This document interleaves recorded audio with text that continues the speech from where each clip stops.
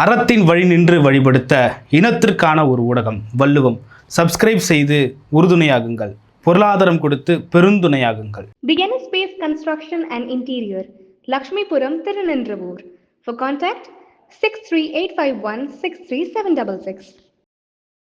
வள்ளுவம் நேயர்களுக்கு வணக்கம். அரசியல் பேசு நிகழ்ச்சிக்கு உங்களை வரவேற்பதில் மகிழ்ச்சி. என்று நம்மோடு இணைந்திருக்கிறார் மூத்த பத்திரிகையாளர் திரு திருசத்தி சுந்தரராமன் அவர்கள். சார் வணக்கம். சார் வணக்கம் ராபின், சொல்லுங்கள். நல்லா இருக்கீங்களா சார்? நல்லா இருக்கேன். கூட்டணி கட்சிகள், அதாவது காங்கிரஸ், மதிமுக, விசிக கூட்டணி கட்சிகள் முழு ஒருங்கிணைப்போடு முழு ஒத்துழைப்போடு தான் தவேகாவோடு ஆதரவில் இருக்காங்களான்ற ஒரு கேள்வி இருக்கு. ஏன்னா திருமாவளவன் ஒரு ஸ்டேட்மெண்ட் சொல்கிறாரு, அதை வைகோ விமர்சிக்கிறாரு, மாணிக்கம் தாக்கூர் விமர்சிக்கிறாரு. இதெல்லாம் ஒரு பெரிய பேசுபொருளாகவும் சர்ச்சையாகவும் மாறி இருக்கு.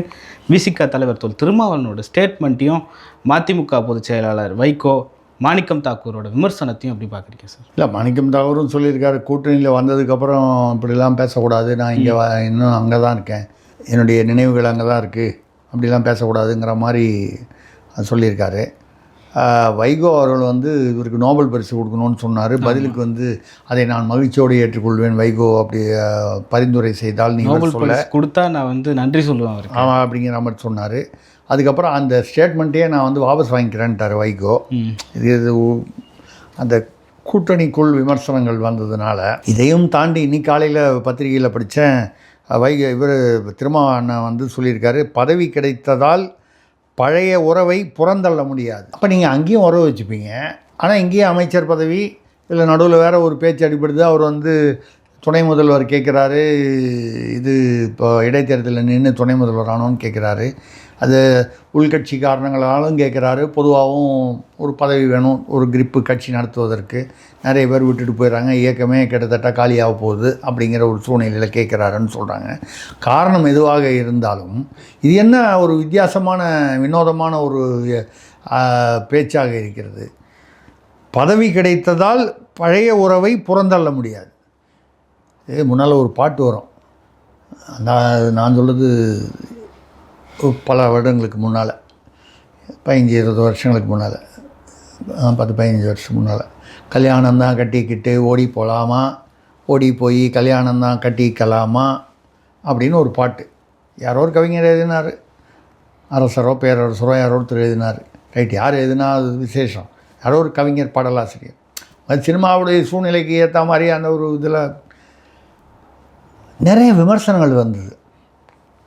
அதாவது அதுக்கு முன்னால் தலைமுறையிலலாம் இப்போ இந்த கலப்பு திருமணமோ காதல் திருமணமோ நடைபெறலை அப்படின்னு சொல்ல முடியாது. அந்த காலத்துலேருந்தே வரலாற்றில் பார்த்திங்கன்னா காதல் திருமணம் என்பது ஏற்றுக்கொள்ளப்பட்ட ஒரு விஷயம். இன்றைக்கி தான் அது ஆணவ கொலை அது இதுன்னு வேறு மாதிரிலாம் போயிட்டுருக்கு, அந்த மாதிரி போயிட்டுருக்கே தவிர காதல் திருமணம் என்பது பொதுவான சமுதாயத்தில். கல்யாணம் தான் கட்டிக்கிட்டு ஓடி போகலாமா, கட்டிக்கிட்டு ஓடி போனால் பரவாயில்ல, பொண்டாட்டி கூட தானே ஓடலாம், பரவாயில்ல, ஹனிமூன் போகிறாருன்னு வச்சுக்கலாம். ஓடி போய் கல்யாணம் தான் கட்டிக்கலாமான்னு ஒரு இளைய தலைமுறையை அவர் அதை நியாயப்படுத்தி, அந்த தவறை நியாயப்படுத்தி சொல்வதுன்னு சொல்லி நிறைய விமர்சனங்கள் வந்தது அந்த பாட்டுக்கு, அந்த படத்தின் மீதும் அந்த பாட்டின் மீதும் அந்த பாடலாசிரியர் மீதும். இப்போ இவர் சொல்கிறத பார்த்தா கல்யாணம் தான் கட்டிக்கிட்டு எழுத்து வீட்டுக்காரனோட ஓடி போகலாமா, அட்லீஸ்ட் அப்போ கல்யாணம் தான் கட்டிக்கிட்டு கணவனோடு ஓடி போகலாமான்ற அர்த்தத்தில் போட்டாங்க. இல்லை ஓடி போய் காதலனா கல்யாணம் பண்ணிக்கலாமான்னு போட்டாங்க. இப்போ காதல் ஒரு இடத்துல, கல்யாணம் வேறு இடத்துலையா? இல்லை அதை விட மோசம், கல்யாணம் பண்ண கணவன் அங்கே இருக்கார், நான் இங்கே எழுத்து வீட்டுக்காரரோட போனால் என்ன தப்பு? கிட்டத்தட்ட யாரோ ஒரு தமிழ்நாட்டில் ஒரு அறிஞர் ஒருத்தர் சொன்னார், திமுகவுக்கு ரொம்ப வேண்டப்பட்ட அவரையும் பேராசிரியர்னு சொல்லுவாங்க, திருமணம் கடந்த உறவுன்னு சொல்லணும், அதை கள்ளக்காதல்னு சொல்லக்கூடாதுன்னாரு. அப்படியே தமிழ் பண்பாடு ஜொலிக்குது அதில். யார் சொன்னாலும் உங்களுக்கு தெரியும். அந்த அளவுக்கு எனக்கு பெரிய மீசை இல்லை, சொல்கிறேன் பொதுவாக. அது மாதிரி இது என்ன திருமணம் கடந்த உறவாது? அதை நியாயப்படுத்துகிறீர்களா? வந்துட்டீங்க, அவர் பெரிய ஒரு இதுவாக சித்தாந்தமாக பேசுகிறாரு. முதல் நிலை ஆதரவாக ஆட்சிக்கு, அதுக்கு அடுத்த நிலை, இரண்டாவது நிலை தோழமை கட்சியாகதான், மூன்றாவது நிலை தான் கூட்டணி இணைவு தான். இன்னும் ஒரு கூட்டணியில் இணையவில்லையா தவேகாவோட. அதனால் அந்த பழைய உறவை விட முடியாதுங்கிறார். அப்போ என்ன அர்த்தம்? இந்த ஆட்சி எப்போ வேணாலும் கவிழும்னு அப்போ ஸ்டாலின் சொல்கிறாருன்னா, அப்போ இன்னும் திமுக தலைமைக்கும் விசிக தலைமைக்கும் ஒரு அண்டர்ஹேண்ட் டீலிங் இருக்குது. அடிமட்டத்தில் ஒரு என்ன சொல்கிறது, கள்ள உறவுன்னு சொல்லக்கூடாதுல்ல, பேராசிரியர் கோச்சுப்பார், அந்த பேராசிரியர் கோச்சுப்பார். அதனால் நம்ம வந்து சுபமாக சொல்லிடுவோம். இது வந்து திருமணம் கடந்த உறவு ஒன்று இருக்குது, அப்படி தானே தெரியுது. நீ அங்கேயும் உறவு. இப்போது அந்த விஷயத்தில் வைகோ வந்து பல முறை மாறினார், அதெல்லாம் ஏற்றுக்கொள்ள முடியல, வெக்கக்கேடாக இருக்குன்னா கூட அட்லீஸ்ட் அவர் வந்து நான் இந்த பக்கம் வந்துட்டேன்னு சொல்லிட்டாரு. நீங்கள் ஒரு காலம் இன்னும் அங்கேயே வைக்கணும்னு ஆசைப்பட்றீங்க. ஒரு கால் இந்த ஆட்சி கவிழ்ந்து மறுபடியும் திமுக ஆட்சிக்கு வந்தால் அதையும் விட்டு கொடுக்கக்கூடாது. அப்போ அது வெறும் சுயநல கொள்கை தானே. அப்போ உங்கள் இயக்கத்திற்காகவோ உங்களை சார்ந்திருக்கும் அந்த மக்களுக்காகவோ அதுக்காக நீங்கள் பண்ணலை அப்படிங்கிற ஒரு பிம்பத்தை தான் கொடுக்குது. திருமாவர்கள் இந்த மாதிரி வந்து இதுக்கு முன்னால் தான் நான் கூட சொல்லுவேன், மக்கள் நீதி மைய தலைவர் தான் வந்து ஒன்றும் புரியாமல் பேசுவார். அவர் என்ன பேசுகிறாருன்னு மக்களுக்கு அவருக்கு புரியுமான்னு தெரியல, மற்றவங்களுக்கும் புரியாது, அவருக்கும் புரிஞ்சதா தெரியல. இப்போ கிட்டத்தட்ட அவரை பீட் பண்ணுற மாதிரி வந்துட்டார் இவர். யார்? நம்ம அண்ணன் திருமா. அவர் இந்த மாதிரி பேசுவதை நிறுத்தி கொள்ள வேண்டும். ஆமாம், நாங்கள் இப்பொழுது இந்த தாவேக கூட்டணியில் இணைந்திருக்கிறோம் அப்படின்னு சொல்லுங்கள். நாளைக்கு சூழ்நிலை மாறி நீங்கள் என்ன போகலையா? இதே திமுக வந்து பாஜக ஒரு வாஜ்பாய் பீரியடில் மங்களூரில் முதல்ல ஜெயித்த போது பாஜக திமுக அப்போ விசிகாவும் அந்த கூட்டணியில் இல்லையா? அப்புறம் அதிமுக கூட்டணிக்கு போலையா திருமாவளவன்? அப்புறம் 2016 மக்கள் நல கூட்டணின்னு இதே வைகோ விஜயகாந்த் இவங்களோட கம்யூனிஸ்டுகளோட இணைஞ்சு பல இடங்களில் டெபாசிட் எடுக்கலையா? அப்புறம் மறுபடியும் திமுகவுக்கு வரலையா? இதெல்லாம் நடந்திருக்குல்ல சார். அப்படியெல்லாம் வரப்போவும் இந்த மாதிரி அந்த 3 ஸ்டேஜ் வந்து வச்சுருந்தாரா சார் திருமாவளவன்? இந்த தோழமை, ஆதரவு அப்போ வச்சுருந்தாரான்னு கேட்குறேன் சார். இல்லை, அப்போ அந்த அந்த அந்த இது வரல அவருக்கு. இப்போ தான் வந்து அந்த சில பேர் வந்து இமயமலையில் போய் தவம் இருப்பாங்க. தவம் இருந்து ஒரு ஞானம் வரும். இவர் எந்த மலையில் போய் பறையமலையில் போய் உட்காந்து ஏதாவது பண்ணாரா என்னன்னு தெரியல. ஏன்னா அது ஒரு ஞானம் இப்போ தான் வந்திருக்கு அவருக்கு. ஏன்னா எவ்வளவு தெளிவாக மக்களை குழப்புகிறார் இவர், தெளிவாக மக்களை குழப்புகிறார் சார். அதில் இன்னொரு வார்த்தை என்னென்னா, தாவேக்காவும் திமுகவும் ஒரே அணியில் தேசிய அளவில் இணைய வேண்டும், பாஜகவுக்கு எதிரான அணியில் இணைய வேண்டும். தாவேக்காவும் திமுகவும் இப்போ ஏற்கனவே அதிமுகவும் தாவேக்காவும் கிட்டத்தட்ட ஒன்றா பிடிச்சு, இப்போ திமுகவும் தாவேக்காவும் ஒன்றா பிடிச்சு. ஆனால் வந்து எதிர்கட்சிகள் கம்யூனிஸ்டுகளாக என்ன சொல்கிறாங்க, ஒரு கட்சி ஒரே கட்சி ஆட்சி என்பது சர்வாதிகாரத்துக்கு வழிவிடும். பைத்தியம் பிடிக்குமா பிடிக்காதா மக்களுக்கு? கூட்டணி தான் இருக்கணுமா? எந்த ஆட்சி வந்தாலும் கூட்டணி ஆட்சி இருந்தால் டெய்லி காலையில் தொந்தரவு பண்ணுவீங்களே. நான் வந்து ஒரே கட்சி ஆட்சி வந்து நான் ஆதரவு கொடுக்கல. நான் சொல்கிறது என்னென்னா, அப்படின்னா நீங்கள் ஒரே கட்சி ஆட்சினா இப்போ தாவேகாவோட அதிமுக கொண்டு வந்து சேர்த்துருவீங்க, மொத்தமாக திமுகவையும் தாவேகாவில் கொண்டு வந்து சேர்த்துருவீங்க. அப்போது பாஜக வந்து எதிராக அப்போ மொத்தமாக இங்கே தமிழ்நாட்டில் ஒரே ஒரு கட்சி. இது என்ன ஜனநாயகம்? சரி, ரைட்டு. விசிகாவை அப்படியா? திருமாவளவனுக்கு இந்த சவால். இவர் இதை பேசுகிறார்ல, விசிகாவை கலைத்து விட்டு தாவேகாவில் இணைந்து மொத்தமாக மெர்ஜ் பண்ணிவிடுவாரா? நம்ம சரத்குமார் வந்து சமத்துவ மக்கள் கட்சியை பாஜகவோட இணைத்துட்டு மெர்ஜ் பண்ணிட்டார். அதுக்கப்புறம் என்ன பெருசாக முக்கியத்துவம் வரல, அது வேறு விஷயம். மெர்ஜ் பண்ணிட்டார், கட்சியை க்ளோஸ் பண்ணிட்டார். திருமாவளவன் செய்ய தயாரா? அப்படி தயார் இல்லை எனும் பொழுது இது என்ன பேச்சு? தாவேகாவும் திமுகவும் ஒரே அணியில் வர வேண்டும். இல்லை, தேசிய அளவில் 29 திமுகவுக்கு ரோல் இல்லை, தாவேகாவும் அவர் சொல்கிறது புரியுதுங்க. பாஜகவை வழக்கமாக வந்து இதுதானுங்க, ஏதாவது ஒன்றுன்னா இந்தி தெரியாது போடான்னு சொல்லுவாங்க. இந்தி தெரியாது போடா, வடக்கன்ஸ், இது வழக்கமாக தமிழ்நாட்டில் இந்த திராவிடம்னு வச்சுக்கிட்டு பேசுகிற வார்த்தை. இப்போ என்ன பேசுகிறாரு திருமாவளவன்? என்ன பேச வேண்டியது என்ன? இப்போ வந்து இந்தியா வந்து இப்போது இவர் விஜய் அவர்களே மத்திய அரசோடு ஒரு நல்லிணக்கமாக இருக்கணும்னு பார்க்குறாரு. அது வந்து எதனால் பார்க்குறாருன்னா, மத்திய அரசுலேருந்து நிதியெல்லாம் வரணும், அப்போ தான் திட்டங்களை ஓரளவுக்காவது நிறைவேற்ற முடியும்.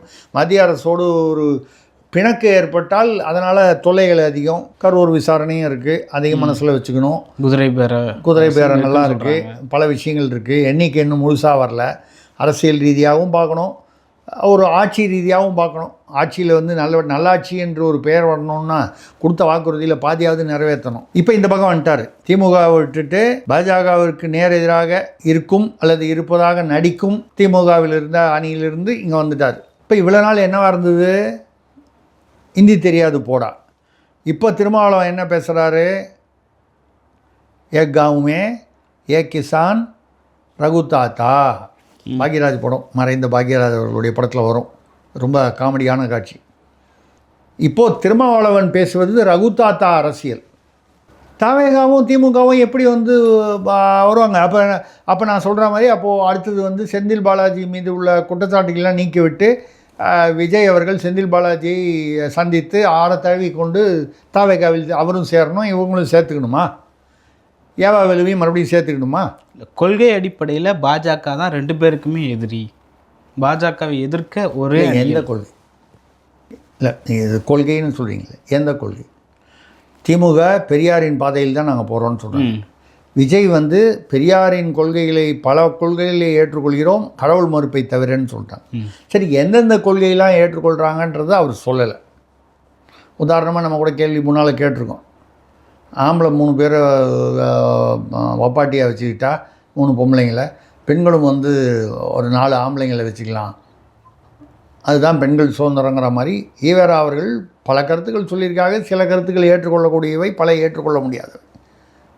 அந்த சூழ்நிலைக்கும் இன்றைய சூழ்நிலைக்கும் இப்போ பெரியாரின் எந்த கொள்கையை விஜய் ஏற்றுக்கொள்கிறார்னு தெரியாது. அது மாதிரி இவர் கொள்கைக்காக பாஜகவிற்கு எதிராகனா எந்த கொள்கைக்காக பாஜக கூட்டணியில் போய் நின்று மங்களூரில் முதலாக எம்எல்ஏ ஆனார்?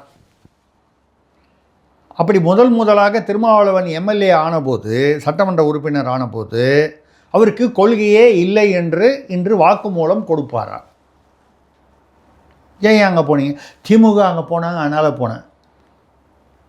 அவங்க என்ன பண்ணாலும் அதே பண்ணுவீங்களா? அப்புறம் நீங்கள் எதுக்கு தனியாக கட்சி வச்சுருக்கீங்க? திமுகலேயே வந்து பேசாமல் SC/ST பிரிவு தலைவராக போயிருக்கலாமே திருமாவளவன்.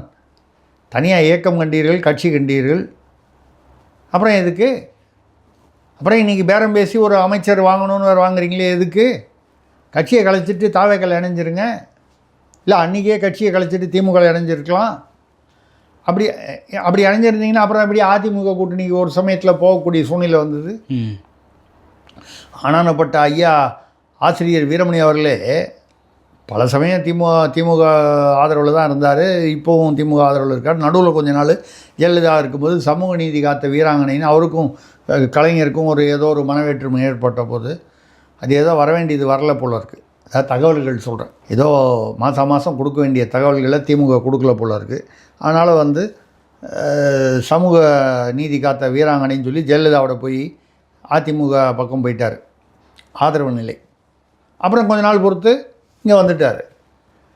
அந்த மாதிரி நீங்கள் பாஜகவை எதிர்த்து நிலை என்றால் முதலாக பாஜக இருந்த கூட்டத்தில் இவரே திருமாவளவனே போய் ராஜா மற்றும் இன்னும் 4 பேர் கேண்டிடேட் அப்போ பாஜக கேண்டிடேட்டுக்கு போய் பரப்புரை பண்ணிட்டு வந்தார். அப்போ அந்த கொள்கை கொத்தவரங்காயெல்லாம் எங்கே போச்சு?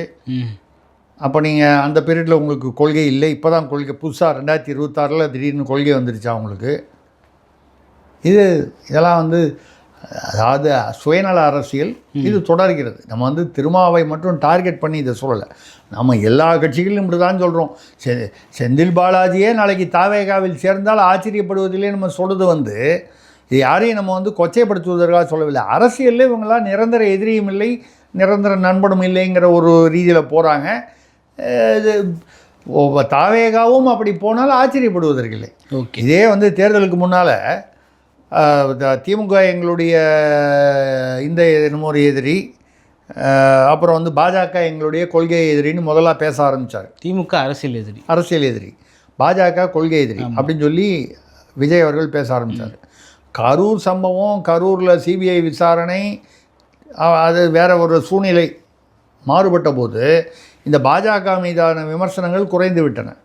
கொள்கை எதிரி வந்து நண்பராகலைன்னா கூட ஒரு நியூட்ரல் ஆகிட்டாங்க. ஆகக்கூடாதுன்னு நான் சொல்லலை.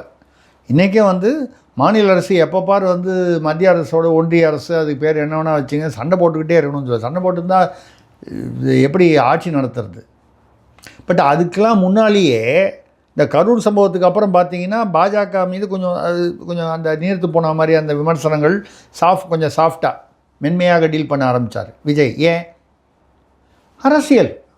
ஒரே சமயத்தில் திமுகவையும் எதிர்த்து, அதிமுகவையும் எதிர்த்து, பாஜகவையும் எதிர்த்து, சீமான் அவர்களோடும் கூட்டணி இல்லை. சீமான் வந்து இவங்கெல்லாம் போகும்போது பெரிய கட்சி இல்லை, இருந்தால் கூட அவர் ஒரு முனையில் போட்டியில் இருக்கார். இவ்வளோ பேரையும் எதிர்த்து நம்ம தனியாக நிற்கும்போது கொஞ்சம் பேலன்ஸ் பண்ணணும் அப்படிங்கிற ஒரு அரசியல். இந்த அரசியல் தவறு என்று நம்ம சொல்ல, ஆனால் வந்து எல்லாரும் தத்துவ ஞானிகளாக பேசும்போது தான் நமக்கு எரிச்சல் வருது. உங்களுக்கு வேணும்னா எப்படி வேணாலும் மாற்றிக்கிறீங்க, ஆனால் வந்து அப்பப்போ தத்துவம் பேசுகிறீங்களே, அப்போ எங்களை பார்த்தா உங்களுக்கு என்னையா கேட்குறவன் கேனையினா இருந்தால் ஹெலிகாப்டர் ஓட்டுதுன்னு சொல்கிற மாதிரி இல்லை இருக்குது. எங்களை பார்த்தா உங்களுக்கு எப்படி தெரியுது அப்படிங்கிறதா நம்ம சொல்லுது. இதில் வேற வைகோ அவர்கள் வேற ஆட்சி கலைக்க சிலர் வந்து முயற்சிக்கிறாங்க, ஆட்சி கலைக்காமல் கேடயமாக நான் இருப்பேன் அப்படின்னு சொல்கிறார் சார். ஐயோ, அதை நினச்சி தான் நிறைய பேர் கவலைப்படுறாங்க. இப்படி தான் விஜயகாந்த் அவர்கிட்ட சொன்னார் தேமுதிகவில், அவருக்கு நான் பாதுகாவலனாக இருப்பேன்னார். அரசியல் ரீதியாக அவருக்கு என்ன ஆச்சு, அதுக்கப்புறம் சத்தியம் வாங்கிட்டார் கலைஞர் மரண தருவாயில் அப்படின்னு சொல்லி ஸ்டாலினுக்கு நான் வந்து என்றென்றும் அதாவது என் மகனை வந்து கடைசி வரை பாதுகாப்பேன், மெய்க்காவலனாக இருப்பேன் அப்படிலாம் சொன்னார். இப்போ மெய் இல்லை, பொய், அது மெய்க்காவல், இது பொய்க்காவல் போல இருக்குது. இப்போது இங்கே வந்துட்டார், மெய்க்காவலர் பொய்க்காவலர் ஆகிவிட்டார். இப்போது கவலை வருமா வராத, விஜய்க்கு நான் கேடயமாக இருப்பேங்கிறார். நம்ம விஜயகாந்தை நினச்சி பார்க்குறோம், ஸ்டாலினுக்கு குளத்தூரில் ஏற்பட்ட கதியை நினச்சி பார்க்குறோம், ஆட்சியை இழந்த கதியை நினச்சி பார்க்குறோம். விஜய் அவர்கள் உஷாராக இருப்பது அவருக்கு நல்லது, அவ்வளோதான் நம்ம சொல்ல முடியும். சில பேருக்குன்னு ஒரு ராசி இருக்குது, கூட நின்று ஃபோட்டோ எடுத்துக்கிட்டாலே சில பேருக்கு அது சில ராசி வேலை செய்யும்னு சொல்லுவாங்க. இவர் வந்து கேடயமாக இருக்கேன், பாதுகாவலனாக இருக்கேன், மெய்க்காவலனாக இருக்கேன்னு சொன்னவங்க இது வரைக்கும் யாரும் அது தொடர்ந்து வெற்றி பெற்றதாக இல்லை. இது சொல்கிறவர் அடுத்த ஆள் ஒரு ஆள் கிடைச்ச உடனே அப்படியே அங்கே போய் அவருக்கு நான் கேடயமாக இருப்பேன்றதுக்கு பதிலாக நான் அவருக்கு வந்து வேறு ஏதாவது ஒரு பட்டயமாக இருப்பேன், அவருக்கு நான் தொப்பியாக இருப்பேன், அவருக்கு நான் தோள் கொடுப்பேன் அப்படின்னு ஒரு டயலாகை மாற்றுவார். அதனால் அவங்கவுங்க ஜாக்கிரதையாக இருக்கணும். வைகோ அப்படி தான், அவருக்குன்னு ராசியா இல்லை, அவர் ஒன்றும் கொள்கை கோமான் இல்லை, நமக்கு தான் தெரியுமே. கொள்கை கோமான் ஒன்றும் இல்லை, கோமான்னு சொன்னேன், உங்கள் காதில் கோமாளின்னு விட போகுது. இல்லை சரியாக பார்த்து கரெக்டாக எடிட் பண்ணுங்கள், அதுக்காக சொன்னேன். ஓகே. அதனால் வந்து இதுதான் நடக்குது.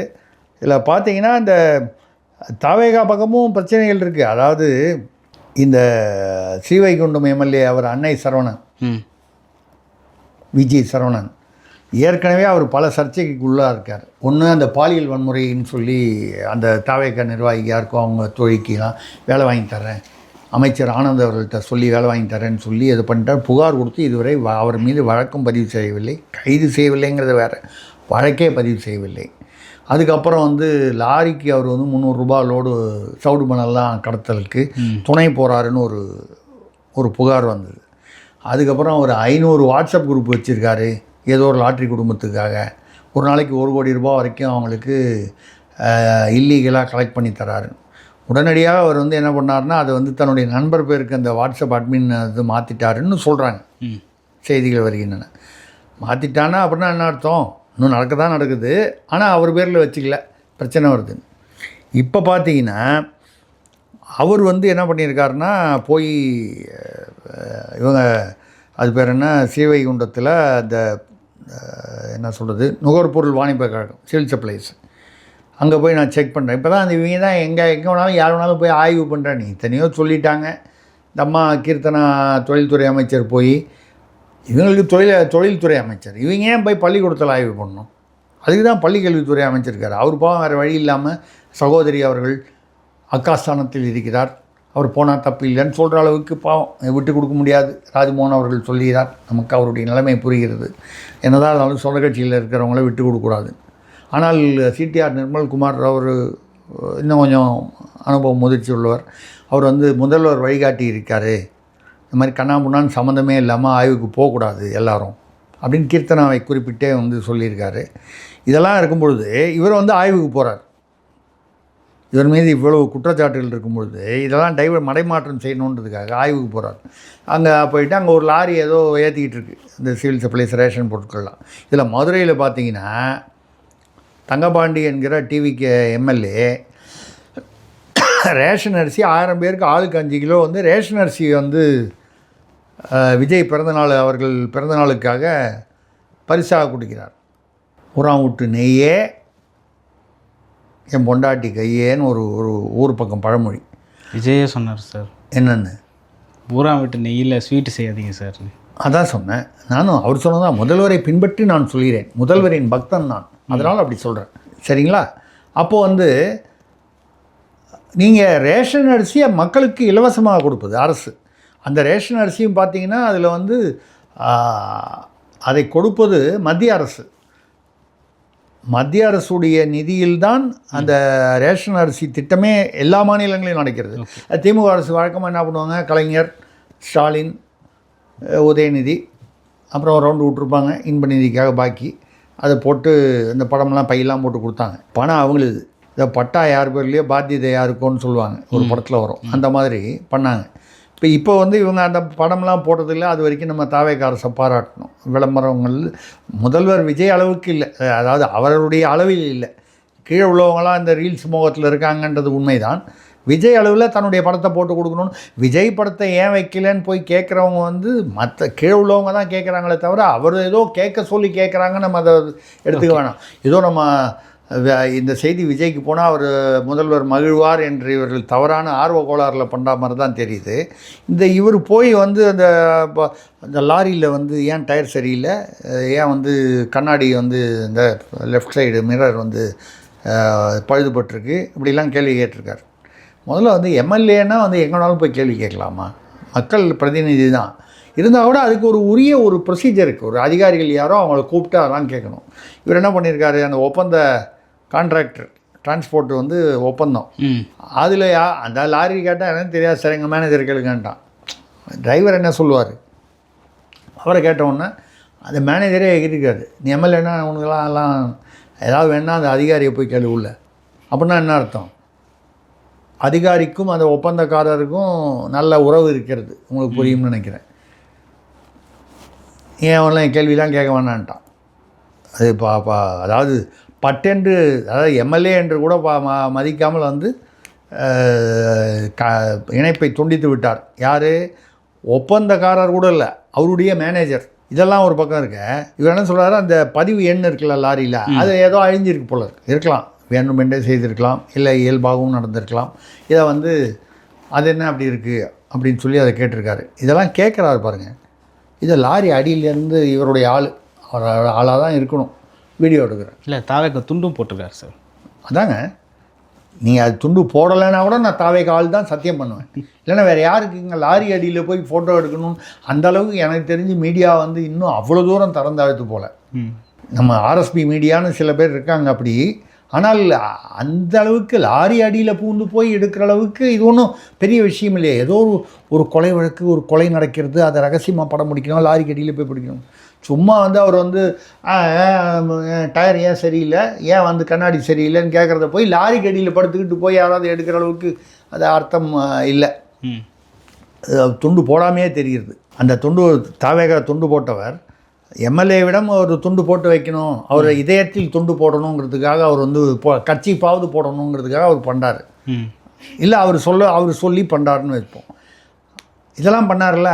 இப்போ செய்தி வந்திருக்கு, இந்த ஸ்ரீவைகுண்டம் எம்எல்ஏ, அவர் பேர் என்ன, அன்னை சரவணன், அவர் வந்து இந்த அனாதையாக உயிரிழப்பவர்களை வந்து அடக்கம் செய்வதற்காக சொர்க்கரதம்னு ஒரு வண்டி ஒன்று வச்சுருக்காரு. நல்ல விஷயம், நம்ம அது நல்ல விஷயத்தை பாராட்டணும். ஆனால் அந்த வண்டியுடைய ரிஜிஸ்ட்ரேஷன் நம்பர் ஃபேக்கு. அந்த நம்பர் ஃபேக்கு. இது அதிகாரப்பூர்வம், அதாவது தகவலாக வந்திருக்கிறது பத்திரிகையில். எதுக்கு ஃபேக் வைக்கணும்? இவ்வளோ நல்ல விஷயம் பண்ணுறவர் ப்ராப்பராக அதை ரிஜிஸ்டர் பண்ணியிருக்கலாம், இல்லை இந்த வண்டியை டிஸ்போஸ் பண்ணிவிட்டு வேறு வண்டி வாங்கியிருக்கலாம். ஃபேக் நம்பர் போகிறீங்கன்னா அதில் ஏதோ ஒரு தவறான எண்ணம் இருக்கிறது. எனக்கு அடுத்த சந்தேகம் என்ன வருதுன்னா, ஏற்கனவே அவர் கனிம வளத்து கடத்தலெல்லாம் இவர் பேர் அடிபடுது, மணல் கடத்தல்லாம் இவர் பேர் அடிபடுது. இந்த சொர்க்கரதத்தில் உயிரற்ற பிணங்கள் மட்டும்தான் போகிறதா? அது பிண ஊர்தியா இல்லை ஏதாவது பண ஊர்தியா?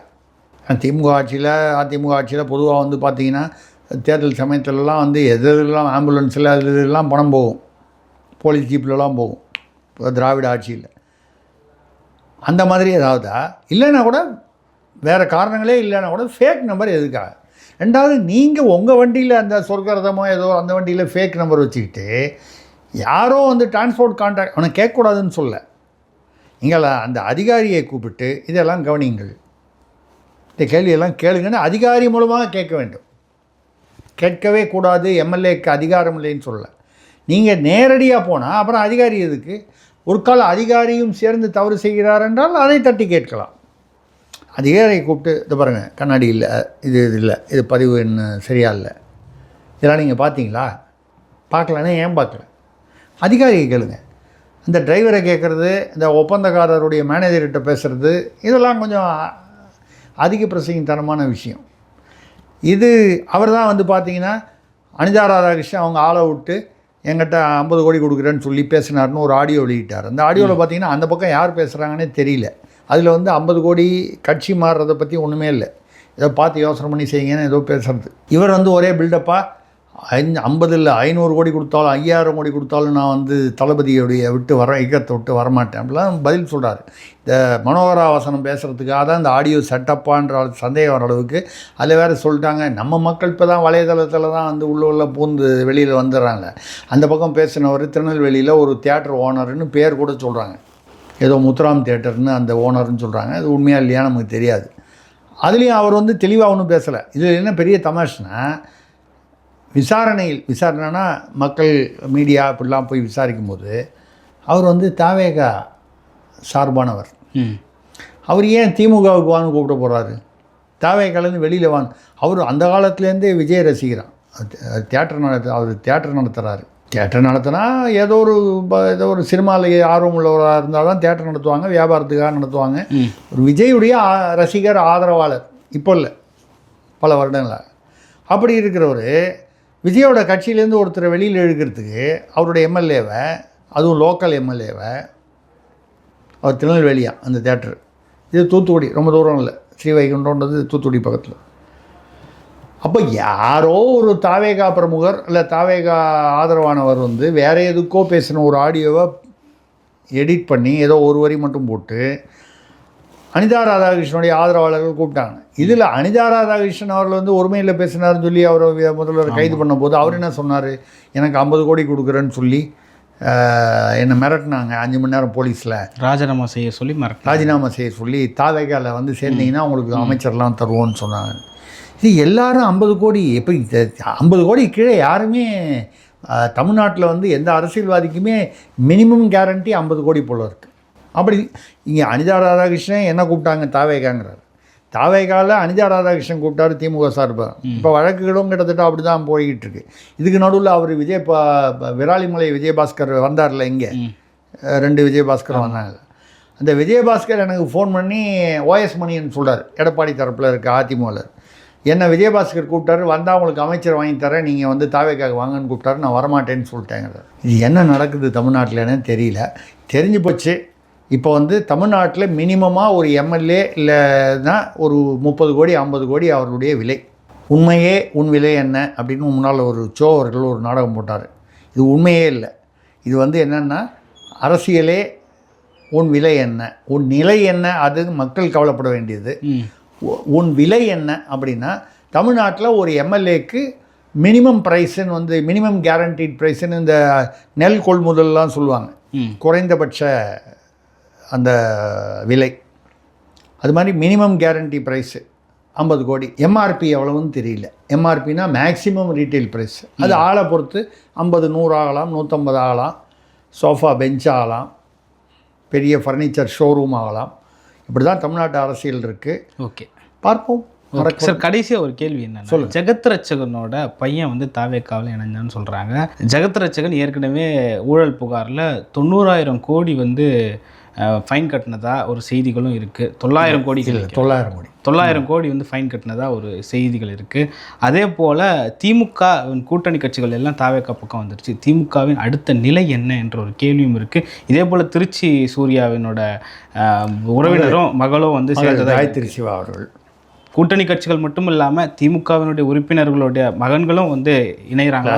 இன்னும் ஃபர்தராக சொல்லணும்னா டிநகர் பகுதியைச் சேர்ந்த பாரம்பரியமாக திமுகவில் இருக்கக்கூடிய அந்த குடும்பத்தை சேர்ந்த ஜெய கருணாநிதி, அப்புறம் விபி கலைராஜன், இவங்க எல்லாருமே திமுக. இவங்கெல்லாம் வந்து வெகு நாட்களாக ஜெய கருணாநிதி, ஜெய அன்பழகனவங்கெல்லாம் வந்து பார்த்திங்கன்னா பரம்பரையாக தலைமுறையாக திமுகவில் இருப்பவர். அது கூட ஸ்டாலின் அவர்களே அதற்கு வந்து ஒரு சொல்லியிருக்காரு, என்னை வந்து கையை பிடித்து அரசியலுக்கு அழைத்து வந்தவர் ஜே அன்பழகன் தான். ஏன்னா ஜே அன்பழகன் இன்னும் வந்து திமுகவில் இருக்கார். அவருடைய சகோதரர் அந்த ஜே கருணாநிதி தான் இப்போ அந்த பக்கம் போயிட்டார் தவேக. இப்படி வந்து திமுகவும் இப்போ தான் அதிமுக கிட்டத்தட்ட கரைந்து விட்டது, ஓரளவுக்கு நல்லா பலவீனம் ஆயிடுச்சு. அங்கே இருக்கிற சக்திலாம் இங்கே வந்து வாஷிங் மிஷினில் போட்டு நிர்மா, அதாவது வாஷிங் பவுடர் நிர்மா அப்படிங்கிற மாதிரி தாவேகா என்பது நிர்மா. இந்த நிர்மாவில் வந்து இணைந்ததனால் அவர்கள் புனிதமடைந்து விட்டார்கள். விஜய் சொல்கிறாரு டிட்டர்ஜென்ட்டே திமுக தான்றாரு சார். என்னம்மா அப்போ அது சொல்கிறது புரியலையா உங்களுக்கு? பாருங்கள் எவ்வளவு அழகாக எவ்வளவு சூசகமாக பேசுகிறார். நீங்கள் வீட்டில் வேலை செஞ்சுருக்கீங்களா? கல்யாணம் ஆகலை, உங்களை போய் கேட்டு என்ன பிரயோஜனம்? எங்களை மாதிரி திருமணமானவர்களை கேட்டால் தெரியும். வாஷிங் மிஷினில் என்ன போடணும், துணியை போட்டுட்டு டிட்டர்ஜென்ட்டு போட்டு ஆன் பண்ணால் தான் வேலை செய்யும். திமுக டிட்டர்ஜென்ட்னா அவர் என்ன சொல்கிறாரு இப்போ புரியுதா உங்களுக்கு? ஜே கருணாநிதி, விபி கலைராஜன், ஜெகத் ரட்சகம் பையன், திருச்சி சிவா மகள், இவங்கெல்லாம் வராங்கன்னா இன்னும் பல டிட்டர்ஜென்ட்கள் அங்கே இருக்குது. அதெல்லாம் கொண்டு வந்து வாஷிங் மிஷினில் போட்டிங்கன்னா உங்கள் துணியை வெளுத்துக்கலாங்கிறாரு. அப்போ திமுகவில் மற்றவங்களுக்கு வந்து முதல்வர் விஜய் வந்து ஒரு சைகை கொடுத்ததாக எடுத்துக்கொள்ளலாமா தெரியல. நீங்கள் சொல்கிறத வச்சுக்கிட்டு நான் பதில் சொல்கிறேன். ஆக திமுகவிலிருந்தும் எனக்கு தெரிஞ்சு இன்னும் ஒரு 3-4 பெரிய தலைகளுடைய வாரிசுகள் வேன்னு சொல்கிறாங்க தவேகாவுக்கு. இது ஏன் எடப்பாடியாருடைய மாமன் மகன் கேபிஎஸ் ராஜா, ஒன்றும் பிரபலமான அரசியல்வாதிலாம் இல்லை, அவர் அதிமுகலேருந்து ரிசைன் பண்ணிட்டு தவேகா வந்துட்டார். இப்போ ஒரு காலத்தில் நீங்கள் போக போக பார்த்தீங்கன்னா தமிழ்நாட்டில் ஒரே ஒரு கட்சி தான் இருக்க போகுது, தவேகா. அதிமுகலேருந்து உள்ளே வந்துடுவாங்க, திமுகலேருந்து வந்துடுவாங்க, அந்த கூட்டணியில் இருந்தவங்கலாம் கிட்டத்தட்ட உள்ளே வந்துட்டு அதெல்லாம் வந்துட்டாங்க. பேர் தான் வேறு தோழமை ஆதரவு அப்படின்லாம் வித்தியாசமாக சொல்கிறாங்களே தவிர வந்துட்டாங்க. இப்போ எல்லோரும் ஒரே இடத்துல இருந்தால் இது ஜனநாயகத்துக்கு ஆரோக்கியம் இல்லாதது. ஓகே, நான் சொல்கிறது என்னென்னா, அப்போ நீங்கள் தூய சக்தின்னு சொல்லி என்ன பிரயோஜனம்? எல்லா ஊழல் சக்திகளும் உங்கள் உள்ளுக்குள்ளே கூப்பிட்டு வச்சுக்கிட்டிங்கன்னா அதுக்கு பேர் தூய சக்தி. இவர்கள் எப்படி உங்களுக்கு வந்து ஒரு நல்ல பெயரை வாங்கி தருவார்கள்? இல்லை அவங்களாம் உண்மையிலேயே நிரபராதியாக இருக்கணும்.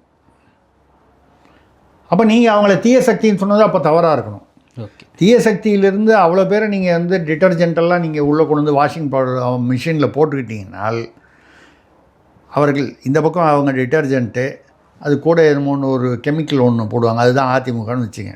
ஒரு டிட்டர்ஜென்ட் போடுவாங்க, கூட ஏதோ ஒரு சோப்பு மாதிரி ஒன்று இருக்கும், டிட்டர்ஜென்ட் இல்லாமல் ஒரு ஆயில் மாதிரி இருக்கும். அது போட்டால் தான் வாஷிங் மிஷின் ஓடும். என்னென்னா நான் குடும்பஸ்தன், எனக்கு தெரியும். ஓகே, அதனால் வந்து அந்த வாஷிங் மிஷினில் வந்து அது போடுறதுக்கு இந்த பக்கம் அதிமுக, அந்த பக்கம் திமுக கொண்டு வந்து போட்டார். கூட்டணியெலாம் ஏற்கனவே வந்துடுச்சு. அப்புறம் நீங்கள் எப்படி தூய சக்தி? அப்போது ரொம்ப நாள் இந்த தூய சக்தி என்கிற இந்த பிம்பம் வந்து வெகு சீக்கிரம் இப்போவே கிட்டத்தட்ட உடஞ்சி போன மாதிரி தான் இருக்குது. போக போக இது வந்து மக்கள் புரிந்து கொள்வார்கள். ஓகே, நான் வந்து விஜய் அவர்களுடைய ஆட்சியை எதிர்த்து பேசுவதாக நம்ம என்னென்னா, விஜய் அவர்களிடம் தாவேகாவிடம் மக்கள் வந்து எதிர்பார்ப்பு மிக அதிகமாக இருந்தது.